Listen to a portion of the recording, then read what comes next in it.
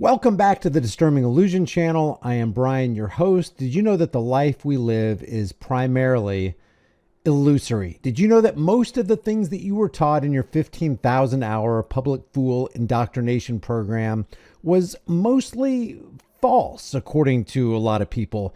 And this right here is the reason why people refuse to come to grips with a reality that has been with us at least for 115 years. Listen to Bernie Sanders, and this isn't just relegated to Bernie Sanders, but a lot of people on the left, specifically progressives, say we're in danger of becoming an oligarchy. Listen to this, and you let me know if we have been an oligarchy for a long, long time.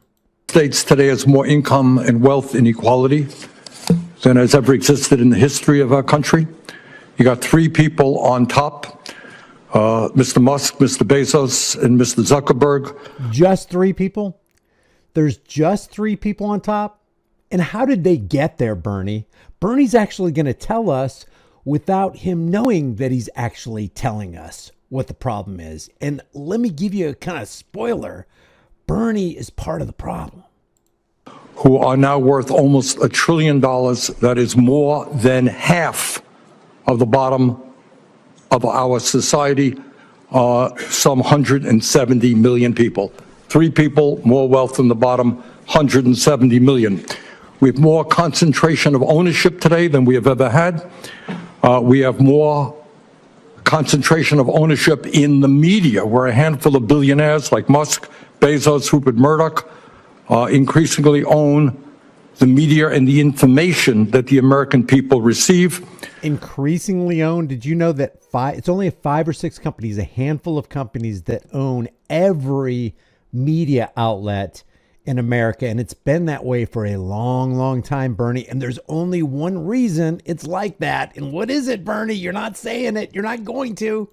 We have a corrupt campaign finance system in which a small number of billionaires in both political parties make huge contributions into the presidential and congressional campaigns. So it's not just a billionaire problem. It's not just this potential oligarch problem on the horizon. The problem is political parasites can be bought and paid for by billionaires who became billionaires because of the regulations of the United States and Congress, which is the opposite of progress. The political parasites who are supposed to be representing you, turns out they're representing other entities, foreign entities like AIPAC. They're representing corporations. They aren't representing the people of America. And Bernie wants to make a big fuss about the top 3 who own more wealth than the bottom 50% of Americans. But wait, there's more.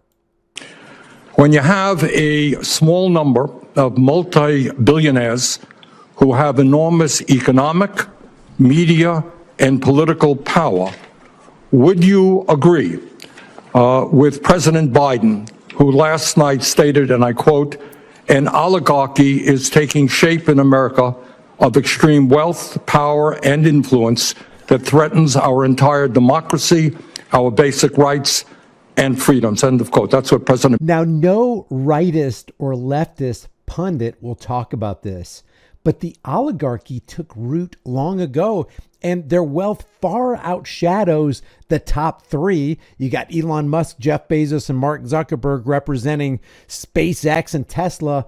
He is a welfare queen. The reason he has Tesla, the reason he has SpaceX and Neuralink and his other countries is because wealth was stolen from the American people by the politicians and shoveled over to Musk, shoveled over to Bezos, shoveled over to Zuckerberg. Why didn't he mention Larry Ellison or Warren Buffett? Why didn't Bernie mention Larry Page or Sergey Brin from Google? Why didn't he mention Bill Gates? Interesting that who he didn't mention. We're talking about the top 10 owning trillions of dollars worth of wealth combined. The reason he didn't talk about it, and the reason he wants to say, hey, there's an oligarchy taking form on the horizon, Biden says that we're in danger of being overrun by an oligarchy. Well, if you look up the definition for oligarchy, it's just a small group of people having control of a country, organization, or institution. Do we have such an oligarchy? Is it only on the horizon, or has it taken shape long ago, and has it been in control for a long, long time? I asked ChatGPT just to briefly give me what an oligarchy is. An oligarchy is a form of government or power structure in which a small group of people holds authority and control over a country, organization, or institution. These individuals typically derive their power from wealth, military strength, political influence, family ties, or other forms of privilege. Unlike a democracy, power in an oligarchy is concentrated in the hands of a few, often excluding broader participation by the general population. So let me ask you, and let me ask Bernie Sanders, if he ever watches this video, don't we have such an oligarchy right now?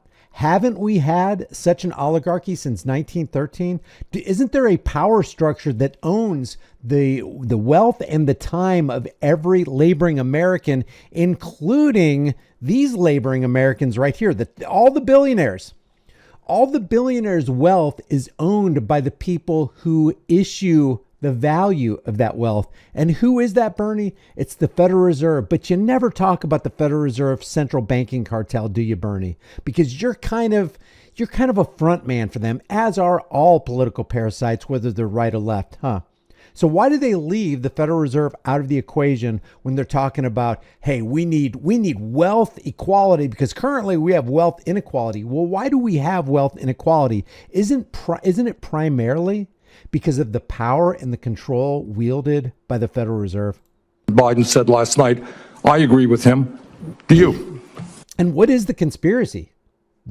Why aren't people mentioning this? Why have people somehow collectively decided not to mention the people who are actual power brokers and oligarchs over this country?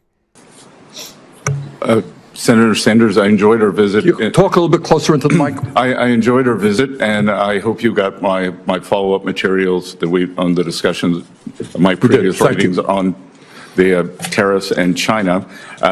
And look, the three billionaires who you listed that all made the money themselves. Mr. Musk came to the country as an immigrant. I understand that, but what I'm asking you is, when you have a handful of people like Musk, who will soon be part of the Trump administration, and others, when you have three people owning more wealth than the bottom half of American society, when these people have enormous influence over the media, when they spend huge amounts of money in both political parties to elect candidates, what Biden said last night is we're moving toward an oligarchy. I'm asking you that question.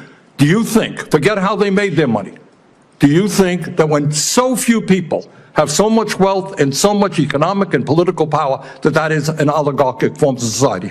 Well, I would note that President Biden gave the Presidential Medal of Freedom to two people who I think would qualify for his oligarchs.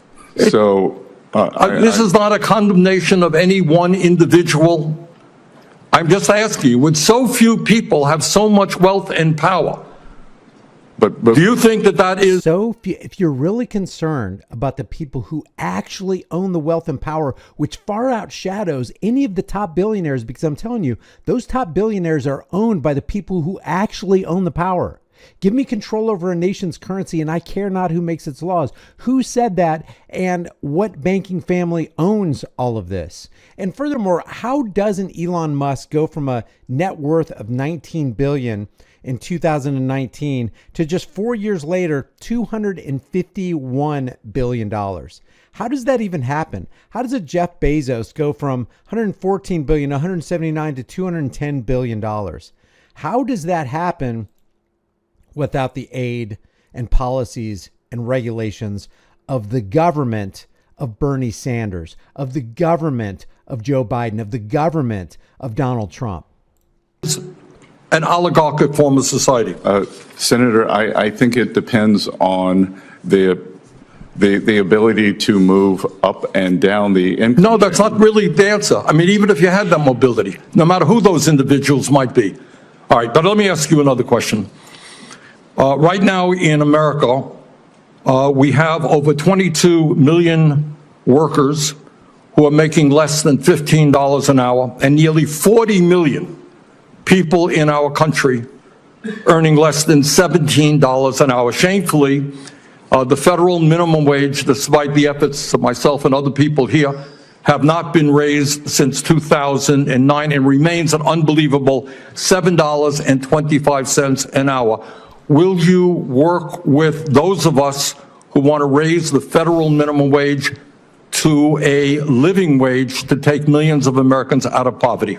Wait a minute. Let me get this straight. You want to raise the federal minimum wage, in other words, the currency, the value, the amount of currency somebody receives by working an honest day's work. You want to raise that, but you don't want to do anything about the people who trashed the value of that dollar to where $7.50 isn't enough to be a living wage. The reason $7.50 isn't a minimum wage is because the value of that dollar has been attacked through inflationary spending, through inflation, through inflating the M2 money supply by the Federal Reserve, which you won't mention.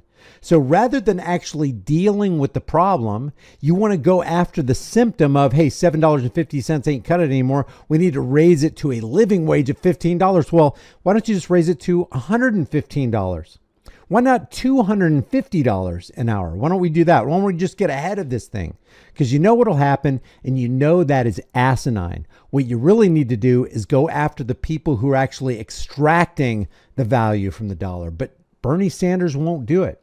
The Democrats won't do it. The Republicans won't do it. Presidents of the United States won't do it. Why? Because they dangle from the strings, the aircraft cables of the Zio International Banking Cartel, and they won't talk about it. Senator, I believe that the minimum wage is more of a statewide and regional issue. So you don't think we should change the federal minimum wage of $7.25 an hour? No, sir. Okay. Mr. Bessent, that's it. I just wanted to bring this to you. It's what they don't mention. It's what they talk about as kind of a red herring they're throwing in the forest so that everybody goes that way when the Zio International Banking Cartel is going this way, and they're rubbing their hands together going, haha, we got away with it again because our political puppets are doing our bidding. Leave your thoughts about this for the world and the global thought police in the comment section below. Thank you for being here. Seriously, if you like these videos, subscribe to the channel and hit that bell notification icon. It helps me with the algorithms. Then like and share this video and comment, because the engagement really helps too. Let me know what you guys want to see in the future, and I'll try to see if I can work on it. I appreciate you guys, and I will see you in the next video.